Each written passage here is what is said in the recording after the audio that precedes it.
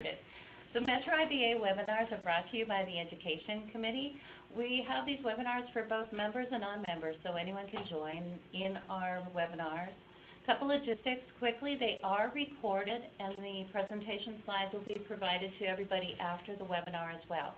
So if you have notes you want to take or you're not sure if you're remembering something correctly, you will get that information later today. And the webinar recording will be posted on our website, so you can get that too, and we'll send those links out for you. So this morning we are lucky to be hosted at Venture Academy. They are a member, and we'll hear a little bit about them later at the end in the Q&A. But right now we're going to get started. We have Chris Hanson this morning to discuss with us MNvest, and he's just an expert in this topic, so we are so fortunate to have him. Chris is also a founder and the CEO of the Databank. It's a general benefit corporation. He's a past president of MetroIBA, and he's currently a MetroIBA fellow. He's a natural entrepreneur and an internet pioneer, and Chris has founded or co-founded 5 successful businesses. So we have a lot of expertise this morning, and we're so glad that Chris could come. He's a small business owner, fundraiser, direct marketer, presented at numerous regional, national, international conferences. And so with that, I'm going to turn it over to Chris so we have more time on our MNvest conversation. Thanks. Great. Thank you, Jill. Good morning, everyone. And I'm really pleased to be here to talk a bit about MNvest. And as Jill mentioned, over the years I've co-founded several companies. Actually, one of my co-founders is on the line here, Tom Ruland. Hello, Tom. So today we're going to talk about MNvest, talk about it really from the perspective of being a small independent business owner and what the opportunity might be for you within that. Here's just an overview of what we're going to look at. We're going to start first by talking about securities, so everybody's kind of clear on what do we mean when we talk about securities. Talk then about the legislation, because it's important if you're going to be doing this that you have a good understanding of the legislation itself. And then we're going to talk about MNvest specifically and how you might be able to take advantage of this great opportunity that exists now here in Minnesota. So let's jump right into it. And if you have questions as we're going along, please write them into the window, and I will try to address them as we're going through the webinar, but we will certainly have some time at the end to answer questions as well. So let's get into it. What are securities? And this is a question that as I'm out talking about this, there's often confusion amongst people about what classifies as a security. So here are 4 qualifiers for a security. So basically a security is anything, a vehicle that takes an investment of money within an enterprise whose focus is to generate profits and to return something back to the investor. Security could be equity as far as shares in a company. It could be a loan. It could be a convertible debt. So any type of security as defined by security law, MNvest can be used as a vehicle for that investment.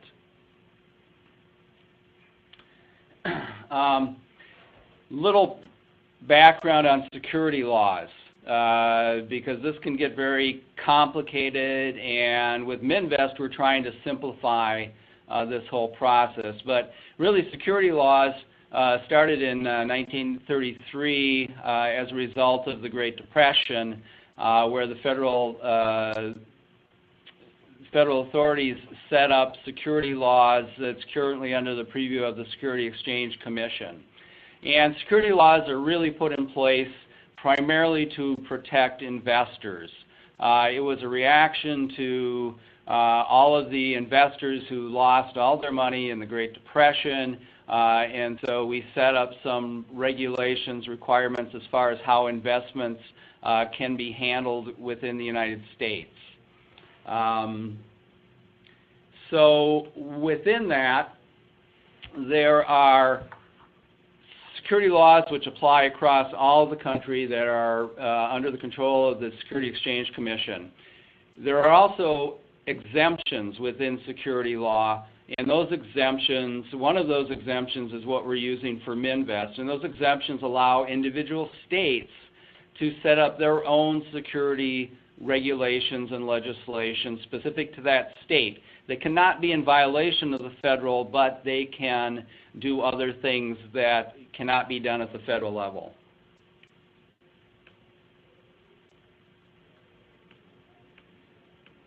One of the issues right now with, or in the past before MNvest, to do sales of securities for a company is that the federal laws are very burdensome. It's very expensive.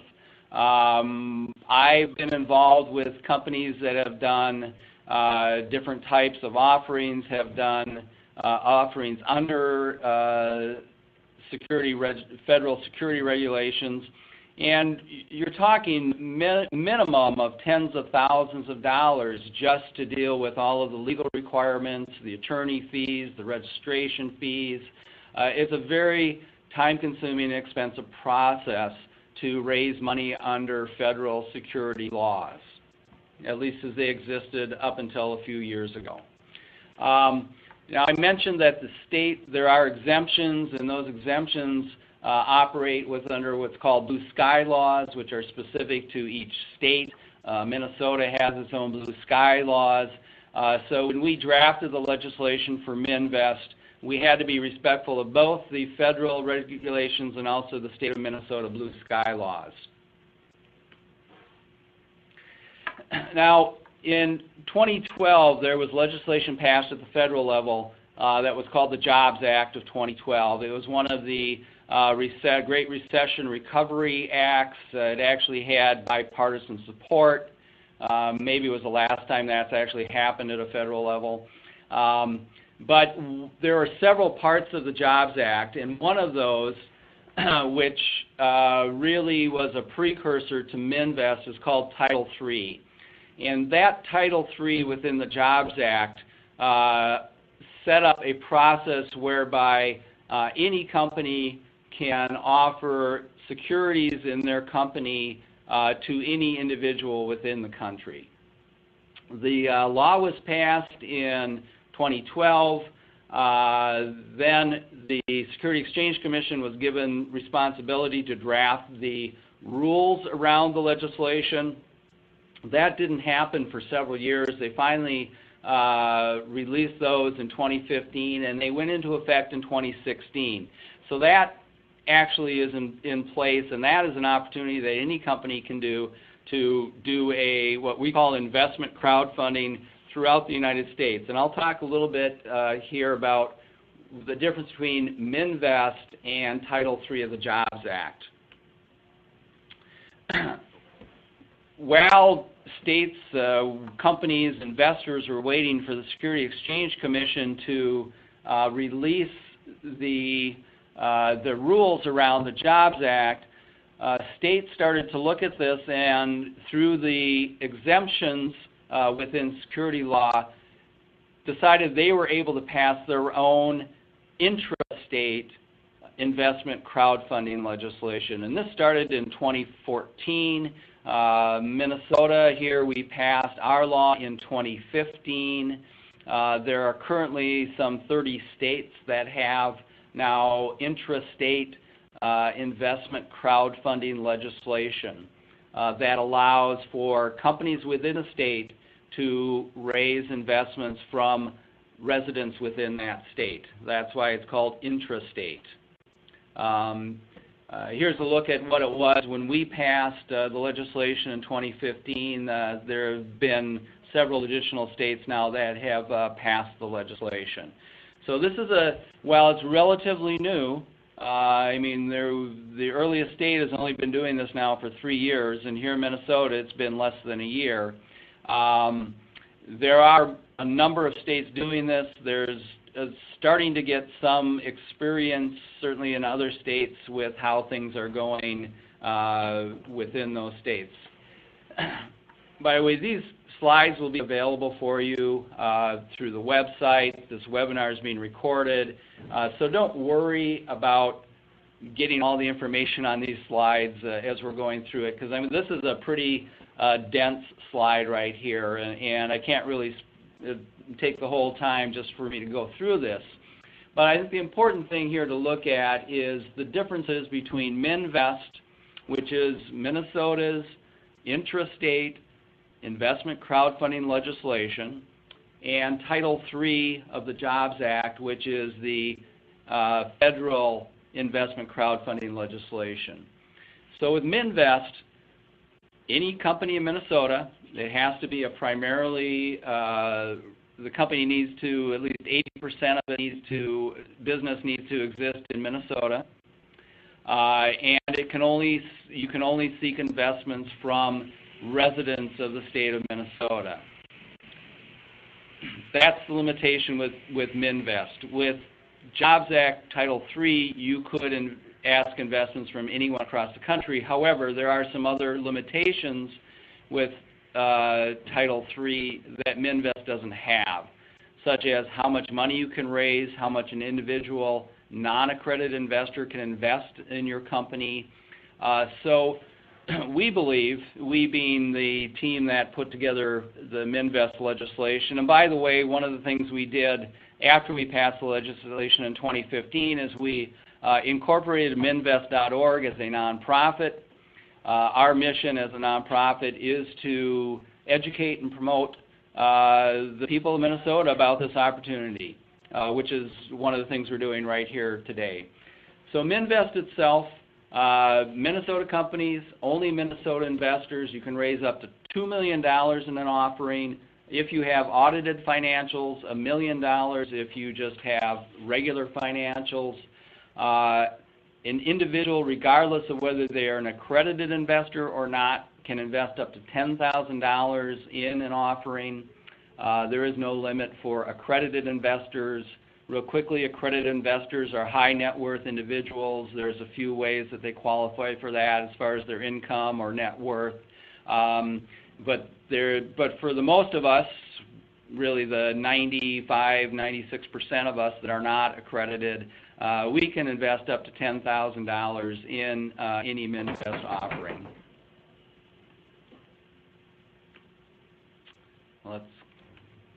Chris, is there a limit to how many of those $10,000 offerings you can be involved in, or is it just a one-time thing? No, it's a $10,000 per offering. So we talked about some of these things that were passed in 2015. The Department of Commerce then had to, like the Securities Exchange Commission on the federal level and the state here, had to develop the rules around this. Those were released in June of last year, which made the law live. The way that you would do an offering is through what's called a MNvest portal.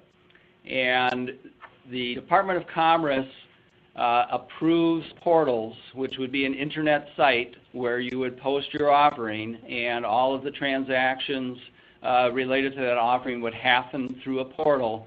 The Department of Commerce, one of their jobs is to approve those portals.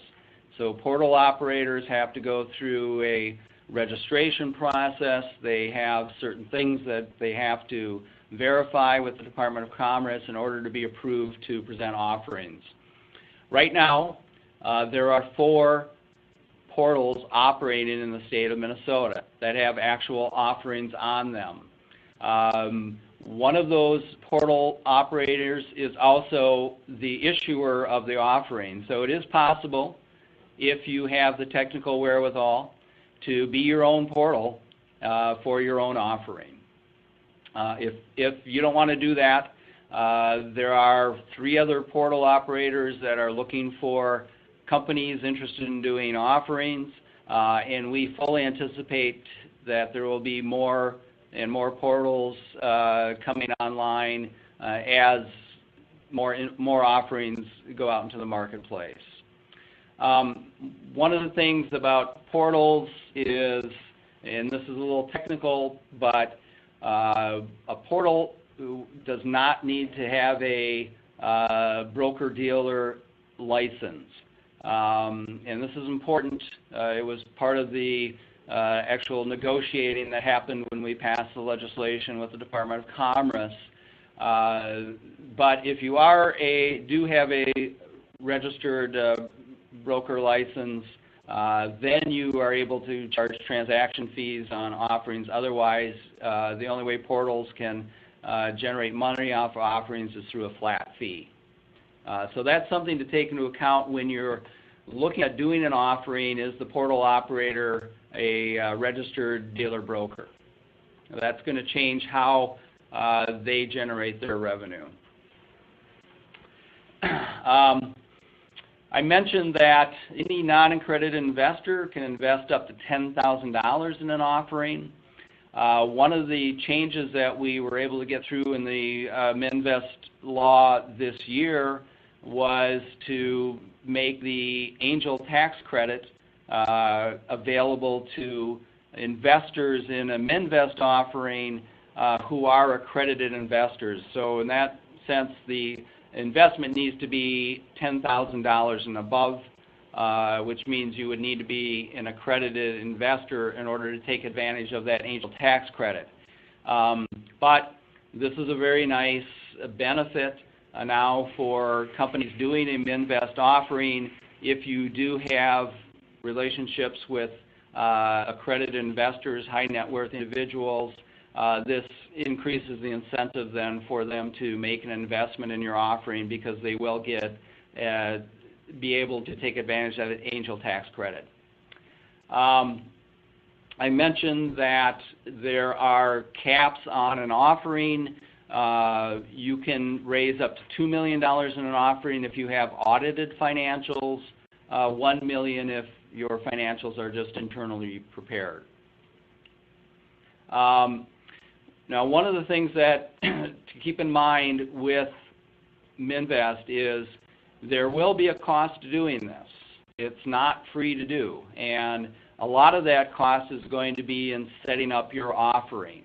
You have to put together what's called a private placement memorandum, which really details the offering, and there are certain requirements within that.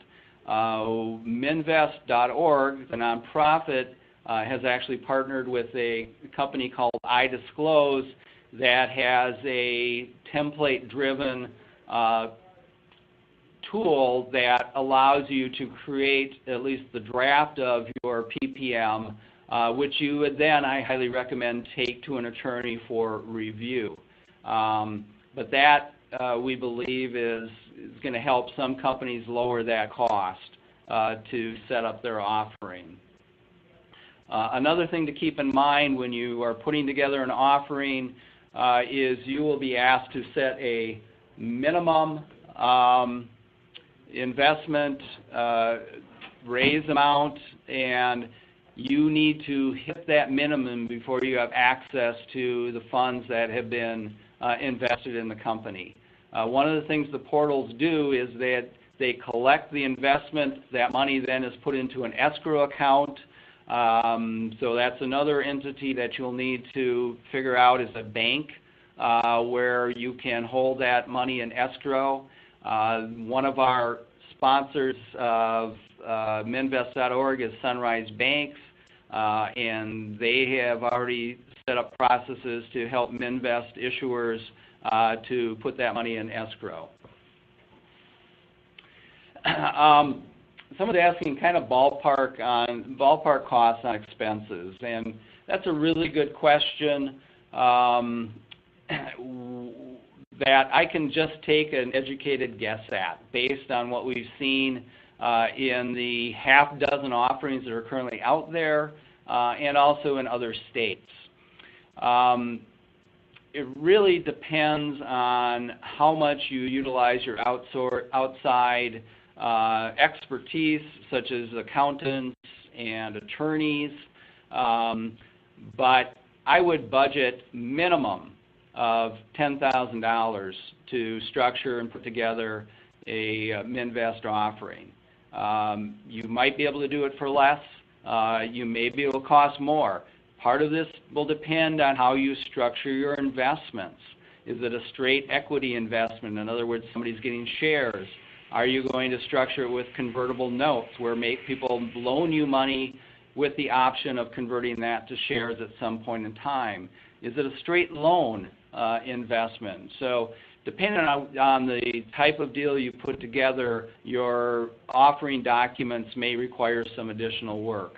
But I think $10,000 is a good ballpark to think about when you're looking at doing this. So with that in mind, you probably want to then consider, well, what if it's going to cost me that much to do the offering, what amount do I want to raise? And I would say if you're looking to raise $25,000, probably not a good idea to invest $10,000 to do that. When you look at different types of investment opportunities and fundraising, you usually like to keep your costs somewhere below 10% of what you're trying to raise. So in that regards, I would say you certainly want to be looking at $100,000 and more to really do a MNvest offering that is worth the time and expense it's going to be to do this. But again, those are just some ballparks.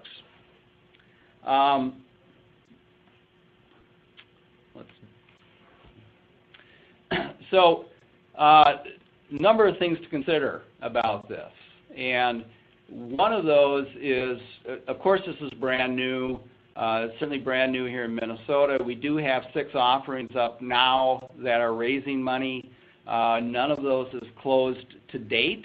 I'll show you in a little bit where you can go to take a look at those offerings. Another thing that I think is really important to keep in mind here is this is based on the whole crowdfunding model of Kickstarter, Indiegogo, those types of things. And why that's important to consider is the only way you're going to raise the money is to get the people to come and look at your offering.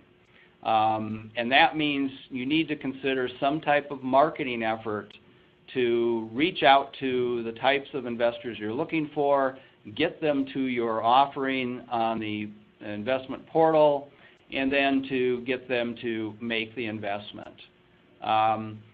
So this is not a situation where if you build it, they will come. You need to build it, and then you need to drive the prospective investors to your offering to get them to make the investment.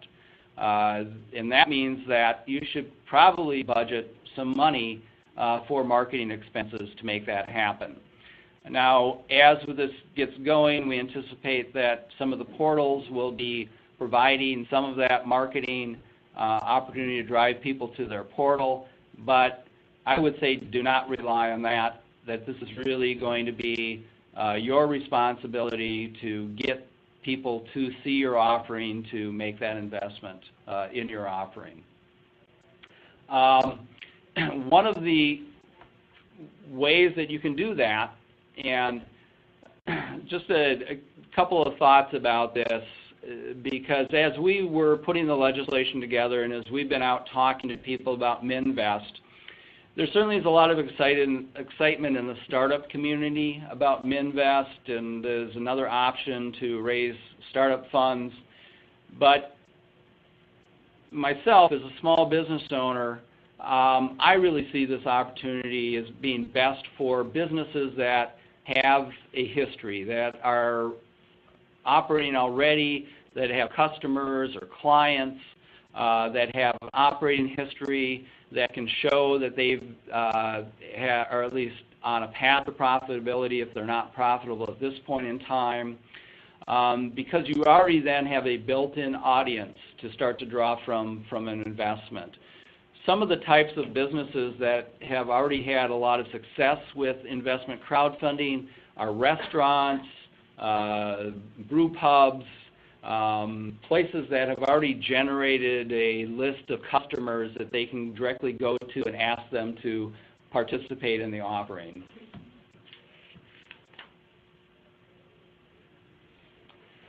Yes, there's a comment. Yes, the marketing efforts will make all the difference in this, honestly. If you don't have people come to see your offering, there's no way you're going to raise the kind of money you need to. And yes, you need to put together an offering that shows to the investor that they're going to make a nice return on their investment and give them reason to do it. But if you can't get people to the offering at the first point, you're not going to have good success on this. Another thing is that I've already talked about, but I'll just reiterate this, is really utilize professional help to put this together. And by that I mean find a good attorney. If you have a good attorney, that's great, but you might want to seek out one that has some experience now in MNvest offerings. There's a few of them out there that have already processed some offerings. One of the authors of the legislation and co-founder of MNvest.org, Zach Robbins, is with Winthrop and Weinstein, and he, of course, has more knowledge on this law than anybody else in the state. So I'll share with you his email address. I'm sure he'll be happy to answer some questions for you, but he would be a great resource to go to as well. And when you're doing that, I would also encourage you to look at other types of offerings that are out there, because MNvest is not the only way that you can raise money through security investments. There are some other ones out there that may be more appropriate for you, especially if you are looking to raise money from a small number of high net worth individuals, which would be accredited investors.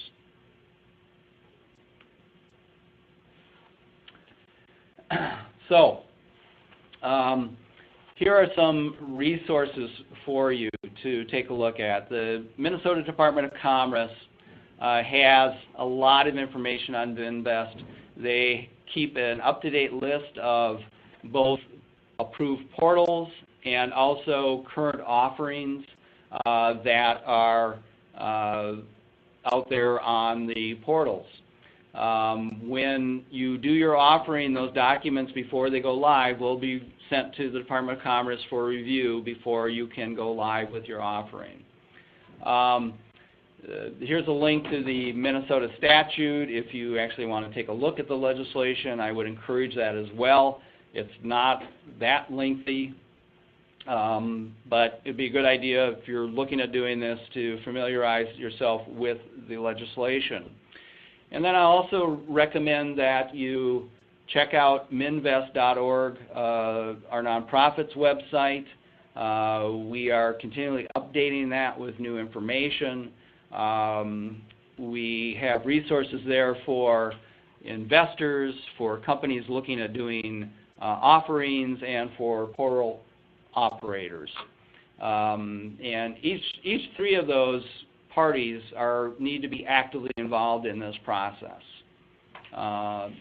So if you're an investor looking for how you can make an investment, there are some resources there for you to look at as well. So that's an overview of the legislation, of the process, and what I encourage you to do is, if you are interested in more in this, check out these resources. Go to the MNvest.org website. I'll give you my email address and Zach's email address too. I'm happy to answer questions that you might have. But start checking it out. We're still in the very early stages of this. And in order for this to be successful, we need to get more offerings out there. We need to create general understanding throughout the state about this opportunity. We're the volunteer board of MNvest. We're out there on an ongoing basis talking to different groups, doing webinars like this, trying to spread the word. But the more we can get this information out there, because most people, of course, don't even know this exists. But the more we can get that out there, the better likelihood is that your offering will be a success, because individuals in the state will know about this opportunity for investment. And I mean, this is a pretty big deal. And it's a big deal because it finally allows smaller companies, independently owned companies, to do the types of things that large corporations have been able to do for decades, and that's go directly to the public for investment in their company. And it's a big deal too for individuals, because a lot of times when those companies go public, regular individuals don't necessarily have an opportunity to participate in those opportunities. But here's a way where individuals, regardless of whether they're high net worth individuals or not, could invest in the corner grocery store, or could invest in the local manufacturing shop down the street from them. Make investments in companies that are employing their neighbors, and really help build our local economy. We know when you shop at local companies, that money gets spent back into the community a multiple of 3 times. Well, now when we start to look at what if you can invest more in our local economy, all of a sudden that multiplier even kicks in more, and we start to build a much more robust, equitable local economy through your investments. One thing I will say about this is when you look at how you structure your deal, and what we've seen in other deals in other states is a lot of people aren't expecting the kind of huge returns that you read about in the magazines or the websites about the unicorn companies that are raising $1 billion after 18 months. That's not what most people do with their money. Most people with their investment money or retirement money are putting it in a mutual fund. Maybe they're putting it in some bonds, maybe even some into CDs where they're maybe getting 1%, 2%, 3% return on that investment. So we've seen offerings, successful offerings, that have been loan deals where the company has offered 2-3% return on that investment money. So you can be creative about this as far as how you structure the deals. And you don't necessarily need to think that your investors are going to look for a 50 or 100% return on their investment. That's not what we're seeing the success in this. Someone brought a question as, can a group or consortium of businesses crowdfund together? No. An offering can only happen through one company, but what I would say you could do is if there's a group of companies with a similar focus, you could market your offerings together to drive more people to those offerings to see them in bulk. So that's one thing you could do, but the offering itself is only specific to an individual company. Okay, a few more questions here. Where do you see sweet spot for raising dollars? $100,000, $250,000. Good question. I honestly don't know. I think it depends on what it is you're offering. We've seen offerings in other states, successful ones, $500,000 to $1 million. It really depends on what it is you're looking to raise the money for, what kind of opportunity your prospective investors see within that. One thing to consider, though, on this is you do need to manage your relationship with your investors. So if you're looking to raise $100,000 and you can set a minimum amount that someone can invest. So let's say you're looking to raise $100,000 and you set a minimum of $1,000 investment.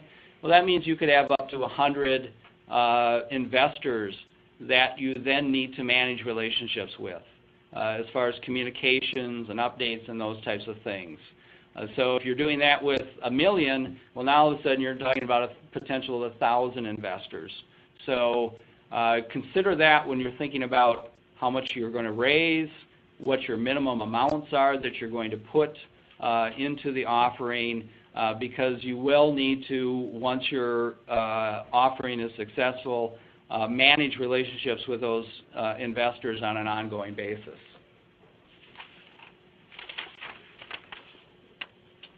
Another question, larger than crowdfunding. I'm not sure what that is. For raising money, is the sweet spot going to be larger than what you would get from traditional crowdfunding sites? Well,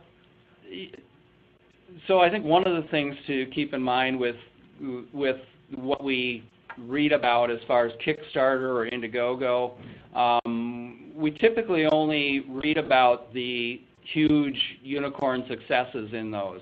You know, the Pebble watch that, you know, raises, you know, $10 million or things. And I think our perspective on this gets a little jolted because of that. The reality is that most offerings on crowdfunding sites, you know, are raising less than $100,000, and certainly the successful ones. So I would say yes, there's the opportunity here to certainly raise more than what you would be able to do through a Kickstarter or Indiegogo fund. And also keep in mind that this is fundamentally different.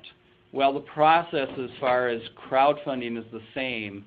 What people are doing with the money is entirely different. Kickstarter, Indiegogo are essentially donation sites. You might get some kind of premium, you might get one of the first products, something like that, but you're not making an investment in the company. You're essentially giving them money. With MNvest, people are actually making an investment in your company, a security investment. So there's a much more tangible relationship between the MNvest investor and the offerer. How to keep costs down? Well, as someone who has, you know, started a number of companies and used attorneys, I'm pretty conservative about when I use my attorney or not. I tend to do drafts of things and then send to the attorney for review rather than have my attorney draw things up. The iDisclose service, again, you can go to MNvest.org and see that iDisclose service is a way that you could keep costs down as far as structuring your PPM document. And then once you do that, send it to your attorney for review.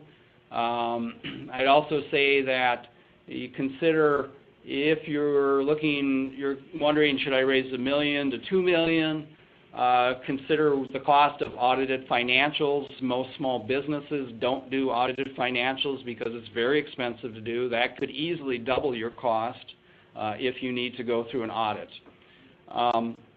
So certainly look for ways to do a lot of the preparatory work yourself, but I highly recommend that you always send stuff for review to the professionals.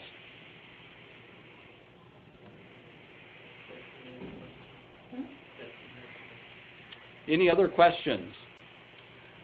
Betsy has a question. Is it possible to use MNvest for a social enterprise that is structured as a 501c3? It absolutely is. That's a great question. We actually did a presentation for the Minnesota Council on Foundations about this. Of course, as a nonprofit, you don't have shares to sell, but you can certainly structure a loan investment. So if you're looking to raise some funds, whether it's a social enterprise or not, you can do a MNvest offering. It would probably need to be structured as a loan investment. And this is one area where we've also seen Oregon has had intrastate crowdfunding now for about 3 years, and they've had some real good successes with social enterprises. So you might want to do a Google on Oregon social enterprise crowdfunding or investment crowdfunding to take a look at that. And this is one of the areas where we've seen successes with social enterprises doing loan deals, and where they're only offering 1, 2, 3% return on that. Because the investor, while they would want to see return on that, they also are looking for the social return on that investment. So I think as a social enterprise ourselves at the databank, I think this would be a great opportunity for social enterprises to look for investment money. Any other questions?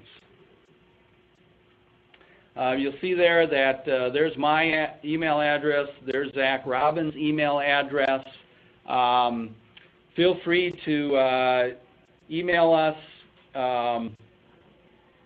with any other questions. Betsy asked, are there examples for how investors see social return? Another great question. This goes a little bit beyond the MNvest discussion, but the social return for a social enterprise is what's the impact you're trying to create? What is it you're trying to do?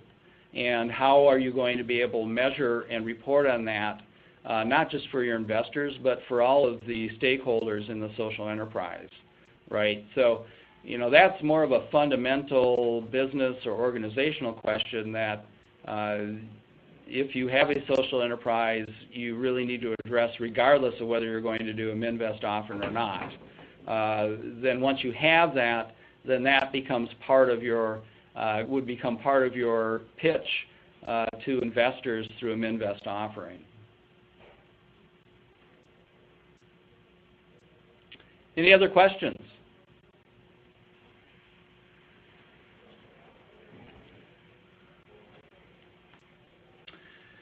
Well,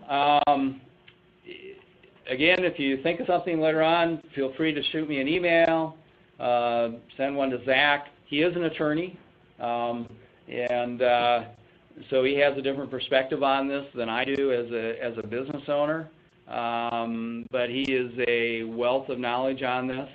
And also go to MNvest.org, our website, check out the resources there.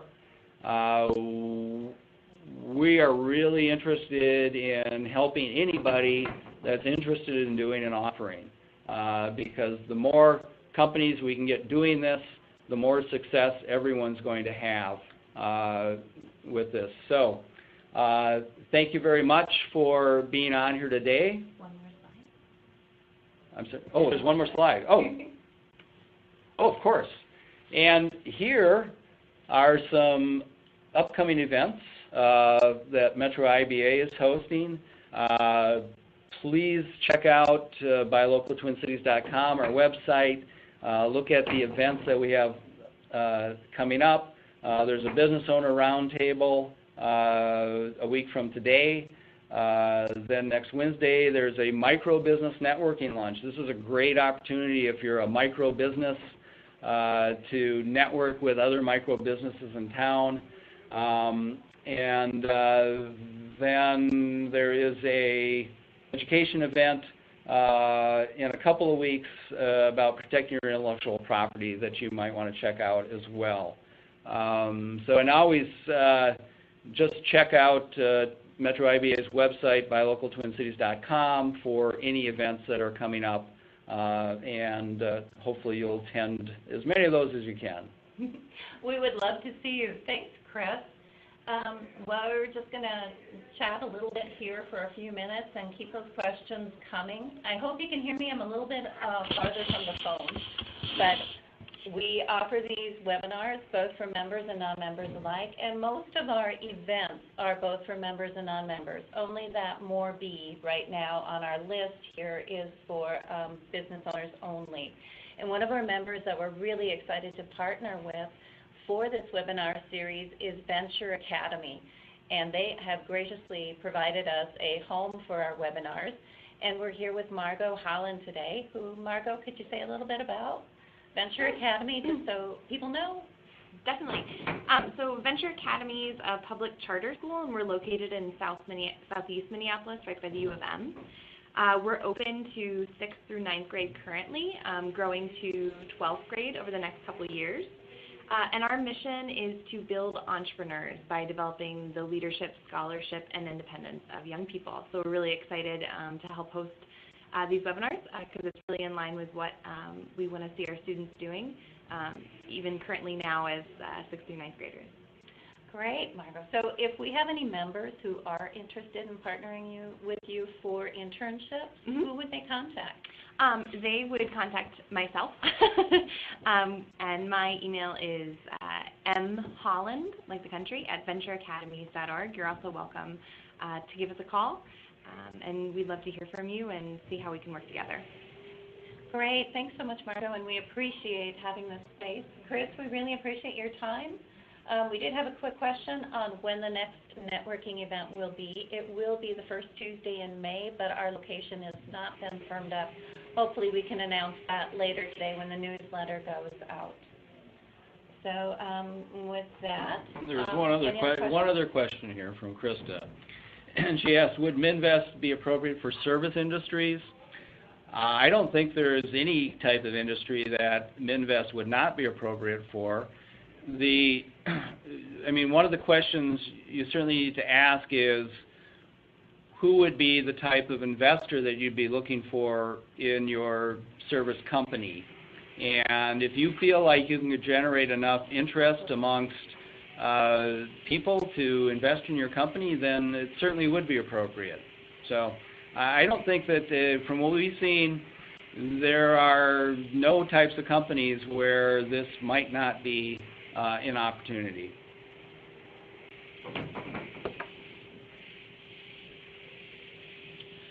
Well, thank you. If there are any questions, you can send those to Chris directly. His information was provided on the previous screen, and we will also send that out when we provide the webinar recording link and the presentation slides later today. If you've got ideas about other webinars you would like to see in the future, please just send those in to info@MetroIBA. And thanks so much for coming today. I appreciate it. Bye. Bye-bye.